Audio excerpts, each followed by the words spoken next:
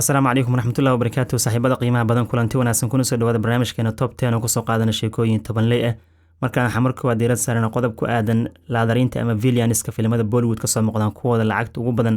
aflaanta ku sameeya waxaa jiraan jilayaal caan oo laadarnimada ku caanbaxeen sida Ranveer Singh oo kale barmafaad sameeye Saif Ali Khan Adi Burush sameeye shakhsiyaad kale oo caan ah haddaba aan soo qaadana atoorayaasha caanka ee Bollywoodka markii ay door xumaan ah ama negative qaateen iyo lacagaha faraha badan ku qaateen xilligii barisimaadku xalli doorarka caanka la iloobi karin waxaa kamid ah dhanka laadarnimada markay noqoto Amjad Khan oo kale filimkiisii Sholay doorku ku matalay Gabbar Singh lama iloobi karo Amrish Puri kale doorkiisii Master India ku matalay Mugambo asigan lama iloobi karo sidoo kale Rugcadaagi caanka Bran wuxuu kamid ahaa laadariintii ugu caansanaa fanka Hindi soo maray iyo sidoo kale xitaa Prem Chopra laakiin xilligan casriga waxay noqotay sheekada isku dhaxyaac oo xitaa atoorayaasha waxay matalaan door xumaan ama laadar aan soo qaadana marka atoorayaasha lacagaha ugu badan ku sameeya markay noqoto dhanka filimada iyo sidoo kale dabcan lacagta lagu siiyay sida haatan shabakada caanka ee GQ ee daabaceysa Ranveer Singh waxaa leeyahay Saif Ali Khan inkastoo filimay caan ku ah laakiin waxaa haatan ka lacag badnaaday markii la fiirsho aktarka lagu magacaabo Rockin Star Yash oo filimka Ramayana ku matalay door awood badan sidoo kale tan waxaa la doorka Rockin Star Yash wuxuu ku qaadan doonaa 150 karoor sidaas ayuu ku noqonayaa sida la soo daabacayo highest paid-ka ama dabcan aktarka ugu lacagta badan taariikh ahaan filim xumaan ku matalay lacagtaana almost waxaa waxay ku dhowday ku dhawaad 20 milyan oo dollarka Mareykanka ay gaaraysa hadii aysan ka badneen markay Rayash filimka uu soo wado Ramayana sidoo kale tan Ranbir Kapoor uu hogaamiye ka yahay asiga door xumaan ku matalay lacag 150 karoor ayuu qaatay sida la soo daabacayo wali waxaa la hormaris ahaan waxaa loo siinaa 100 karoor filimkaana shaqadiisa wuxuu bilaabi doonaa samarka ama xagaaga dhinaca kale tan Kamal Hassan Rugcadaaga caanka waxaa la asigana filimka Kalki oo Barbaas soo wado ayuu dabcan wuxuu ku matalaa door xumaan laadar ah waxaana lagu siiyay 25 karoor sida shaaca laga qaaday waana laadarka labaad ee ugu lacagta badan filim marka soo muuqanayo Vijay Sethupathi iyo doorkiisii laadarku ku matalay filimka Jawan asigana wuxuu ku qaatay 21 karoor saaxiibayaal waa dabcan wuxuu noqonaa laadarka saddexaad ee ugu lacagta badan sidoo kale tan waxaa la soo qaadan karaa oo dabcan warbixintan qaybkeeda marka la fiiriyo aktarka lagu magacaabo Ranveer Singh asigana waxaa la almost 15 karoor ku qaatay filimkii Padmavat oo uu ku matalay laadar awood badan sida xogtan lagu sheegay Saif Ali Khan waxaa la 10 karoor ilaa ku dhawaad 12 karoor ku qaatay doorkii xumaanta ahay ee filimkii Adi Burush uu sameeyay xitaa xogtan waxaa lagu soo daraa Sanjay Dutt iyo filimkii Leo markuu ka soo muuqdo ku qaatay 10 karoor sameynta doorka xumaanta ee negative role-ka oo la isku ogaay marka baryaan waxaa la xitaa waxay noqotay Bollywoodka in jilayaasha doorka xumaanta matalan lacag fara badan in la siiyo xilliga hore waxay aan jirtay in aktarka ama atooraha ama atirashada lacagta ugu badan qaadan jireen qofka doorka xumaanta matala waa lagu yeeran jiray laakiin warbixintan waxaa laga fahmi karaa in powerful actress atoorayaal awood badan markii ay doorka villainka ama xumaanta qaateen lacaga fara badan ay qaateen sidaa darteed marka Rockin Star Yash inkastoo hogaamiye uu yahay superstar yahay haddana waxaa la soo qaadan karaa inuu qayb ka noqonayo laadariinta fanki Hindi ugu lacagta badan ebad filim xumaan ku matalin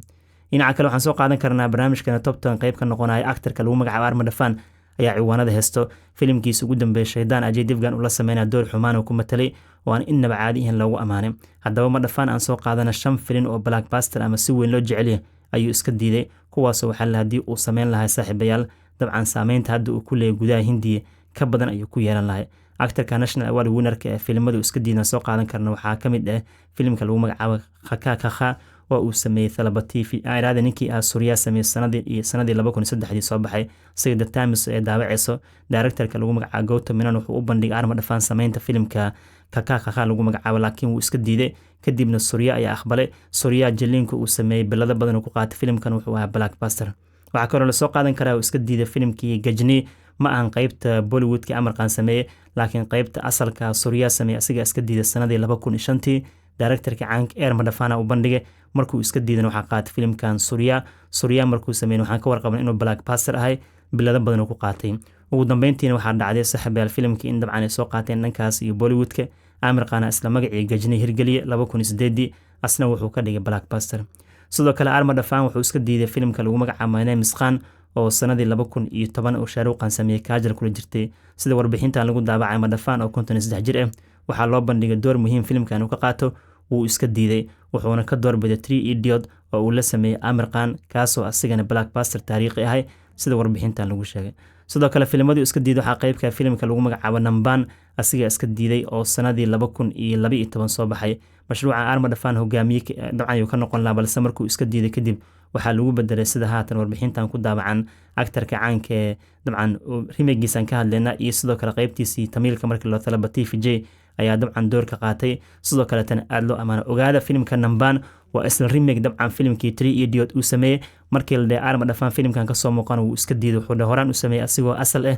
asigoo remake ma sameynay sidoo kaleetana filimadu iska diiday Arma Dhafaan waxaa qayb ka Faniiqan oo 2018 soo baxay Ashura Bajan iyo waxaa sameeyay Anil Kapoor waxaa loo bandhigay doorka Anil Kapoor inuu qaato uu iska diiday inkastoo sheekada uu ka helay haddana wuxuu dhahay waxaan waqti u waayay sameynta projectigan maadaama waqti aan u heli karin markuu iska daayay Anil Kapoor Iraj Kumar Rao iyo waxaa sameeyay Ashura Bajan sida haatan Hindustan Times ee daabacayso marka waa 5 filim oo ninka lagu magacaabo Arma Dhafaan iska diiday sidoo kalena shabakada caanka ee GQ aan ka soo xigin karno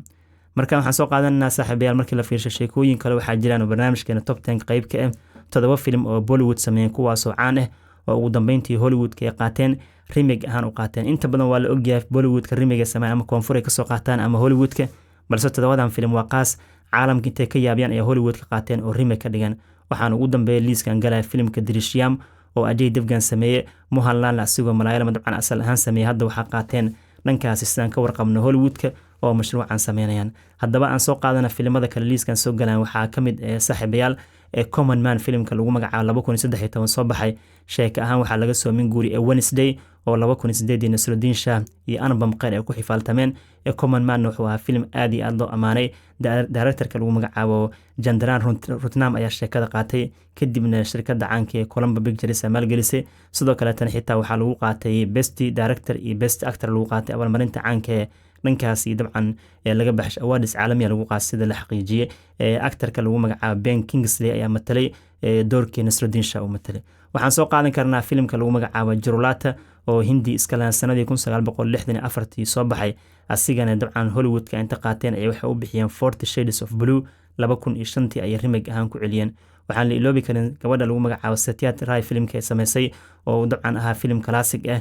sidoo kale tan ahaa filmadii dabcan xilligii barsimaadkii la sameeyay ugu dambeyntii Hollywood ka ay boorka jafeen waa filim 60maadkii soo baxay ay Modern World ku celiyeen sidoo kale tan wuxuu noqday filim jacayl saddex geesood aad iyo aad looga helay sida scriptiga lagu sheegay dhinaca kale waxaan soo qaadan karnaa Vicky Donor oo caan ku ahaa Ayushman Khurrana Bollywood ku soo galay asigana intee Hollywood ka qaateen ay dib u sameeyay hal sano kadib Vicky Donor wuxuu soo baxay sanadii 2012 halka Delivery Man qaybta Hollywood kan uu soo baxay 2013 sheeka ahaan waxay ka qaateen dhankaas iyo dabcan markii la eego Bollywood ka Delivery Man waxaa sameeyay actorka lagu magacaabo Chris Pratt iyo soo kale gabadha lagu magacaabo Vince Vaughn iyo Kobe Smulders sameeyay halka filimka dabcan ka sheekeynayno Vicky Donor Ayushman Khurrana hogaamiyay Yami Gautam ee la sameysay qof kastana uu ka helay dhinaca kale filimka lagu magacaabo Alam Vadan oo 2001 uu sameeyay Kamal Hassan oo madax intuu xirtay xitaa laadar qamarji ku matalay Hollywood ka intee qaateen ayaa sameeyay waxayna u bixiyeen Kill Bill Volume 1 sanadii 2003 ayuu soo baxay 2 sano kadib Kamal Hassan markuu sameeyay filimkan